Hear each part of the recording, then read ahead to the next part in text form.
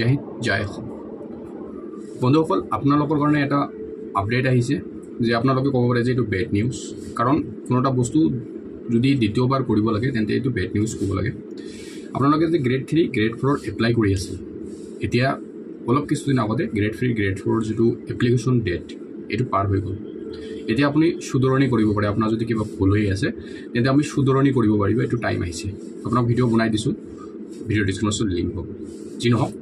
এতিয়া আপোনাক আৰু এটা কাম কৰিব লাগিব যেটো আপোনাৰ এমপ্লয়মেন্ট এক্সেস সাৰ্টিফিকেটখন আছে এমপ্লয়মেন্ট এক্সেস সাৰ্টিফিকেটখনৰ আপোনাক ৰেজিষ্ট্ৰেচন কৰিব লাগিব এটি অকল গ্ৰেড 3 গ্ৰেড 4 এপ্লাই কৰিছে এই কাৰণে আপোনাক এমপ্লয়মেন্ট এক্সেস সাৰ্টিফিকেটখন ৰেজিষ্ট্ৰেচন কৰিব লাগিব এনেকুৱা কথা নহয় অসমৰ আপুনি যিকোনো সাৰ্কুলাৰ যিকোনো এডভাৰটাইজৰ কাৰণে চাই প্ৰাইভেটে হোক আৰু গভৰ্ণমেণ্টে হোক আপোনাক যদি এইটো সাৰ্কুলাৰ এমপ্লয়মেন্ট এক্সেস সাৰ্টিফিকেটখন জৰুৰী হয় তেন্তে আপুনি 1 জানুৱাৰী 2024 ৰ পৰা 29 ফেব্ৰুৱাৰীৰ ভিতৰত আপোনাৰ এমপ্লয়মেন্ট এক্সেস সাৰ্টিফিকেটখন ৰেজিষ্ট্ৰেচন কৰিব লাগিব এটো অসম চৰকাৰৰ যেটো নিৰ্দেশ তো আপুনি যদি এতিয়া 29 ফেব্ৰুৱাৰীৰ ভিতৰত আপোনাৰ এমপ্লয়মেন্ট এক্সেস সাৰ্টিফিকেটখন যদি ৰেজিষ্ট্ৰেচন নকৰে তেন্তে কি হ'ব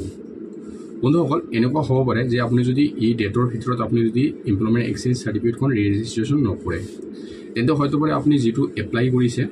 এইটো এপ্লাই ৰিজেক্ট হ'ব পাৰে কাৰণ এটো অসম চৰকাৰৰ নিৰ্দেশ হয় এটো কথা হল কিয় কৰিব লাগে ৰেজিষ্ট্ৰেচন সিস্টেমটো কিয় আনিলে ইমান দিনত কৰা নাই কিছু মানে গ্ৰেড 3 গ্ৰেড 4 এপ্লাই কৰোতে এমপ্লয়মেন্ট এক্সেস সাৰ্টিফিকেটখন এপ্লাই ভাবি আছে যে আমাৰ তো নতুন সাৰ্টিফিকেট আমাক এপ্লাই ৰেজিষ্ট্ৰেচন কৰিব নালাগে এনেকুৱা বন্ধু বান্ধৱীসকল এনেকুৱা নহয় সকলোকে কৰিবলগীয়া বাধ্যতামূলক হৈ আছে কিছু মানে যদি নকৰে ইয়াৰ পদক্ষেপটো কি হ'ব পৰে ইহঁতৰ এপ্লিকেশন ফৰ্মটো কেনসেল কৰিব পাৰে এতিয়া হল এই কাৰণে ৰেজিষ্ট্ৰেচন দিছে ধৰি লওক মই গ্ৰেজুৱেচন কৰিছো আৰু মই গ্ৰেড 3 গ্ৰেড 4 এপ্লাই কৰাৰ কাৰণে মেট্ৰিক পাছৰ যেটো কোৱালিফিকেশন আছে ইয়াত কি কৰিলো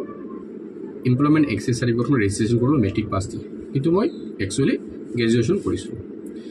এতিয়া যে যেটো আপডেট দিছে এইটোৰ মূল মন্ত্ৰ এইটোৱে হ'ল যে যিজন ক্যান্ডিডেটে গ্ৰেজুৱেচন কৰিছে ই যদি মেট্ৰিক পাছ দি এমপ্লয়মেন্ট এক্সেস সাৰ্টিফিকেটখন বনাইছে তেন্তে ইয়াক আপলোড কৰিব লাগিব যে হাইয়েষ্ট কিমান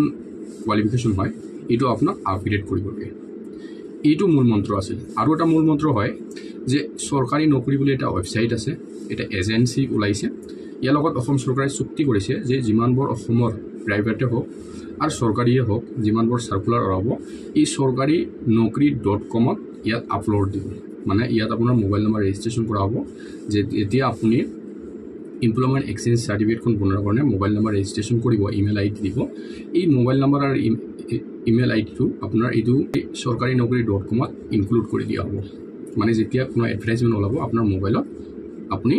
নোটিছখন দেখিবলৈ পাব আপোনাৰ যোগ্যতা যিমানবোৰ ইউটিউবাৰে ভিডিঅ' বনাই দিয়ে যে যোগ্যতা এজ লিমিটেড ইমান লাগে গতিকে বস্তুটো আপুনি মোবাইলৰ যোগেদি পাব এইটো এটা ভাল প্ৰচেছ আহিছে এইটোৰ এটা মূল মন্ত্ৰ হয় আৰু কথা হ'ল যে তো বন্ধু বান্ধৱীসকল আপোনালোকে নাভাবিব যে 29 ফেব্ৰুৱাৰীৰ আগতে মই ৰেজিষ্ট্ৰেচন নকৰো আপোনাক কৰিব লাগিব আৰু আপুনি কৰি ল'ব যদি আপুনি ভাবি আছে যে অসম চৰকাৰৰ জব লাগে জব কৰিম বুলি ভাবি আছে তেন্তে নিশ্চয় ৰেজিষ্ট্ৰেচন কৰিব ৰেজিষ্ট্ৰেচনটো একেবাৰে ইজি প্ৰচেছ যেনেকৈ আপুনি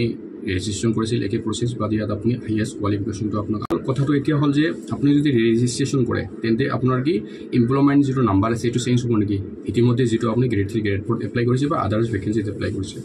বন্ধুবান্ধৱীৰ ইয়াত আপোনাৰ এমপ্লয়মেন্ট এক্সেস যেটো নাম্বাৰ আছে এইটো চেঞ্জ নহয় যেটো নাম্বাৰ আছে এইটো থাকিব ইয়াত অকল আপোনাক আপোনাৰ কোৱালিফিকেশনটো বঢ়াই দিব লাগে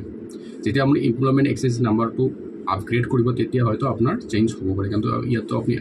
আপগ্ৰেড নকৰিব আপোনাৰ হাইয়েষ্ট কোৱালিফিকেশনটো ইয়াত ইনক্লুড কৰি দিব ইমানখিনি কথা আপুনিও কৰিব লগতে এইটো ইম্পৰ্টেন্ট ভিডিঅ হয় আপোনাৰ ফ্ৰেণ্ডৰ লগত শেয়াৰ কৰিব কাৰণ বহুতে নাজানা হৈ আছে আৰু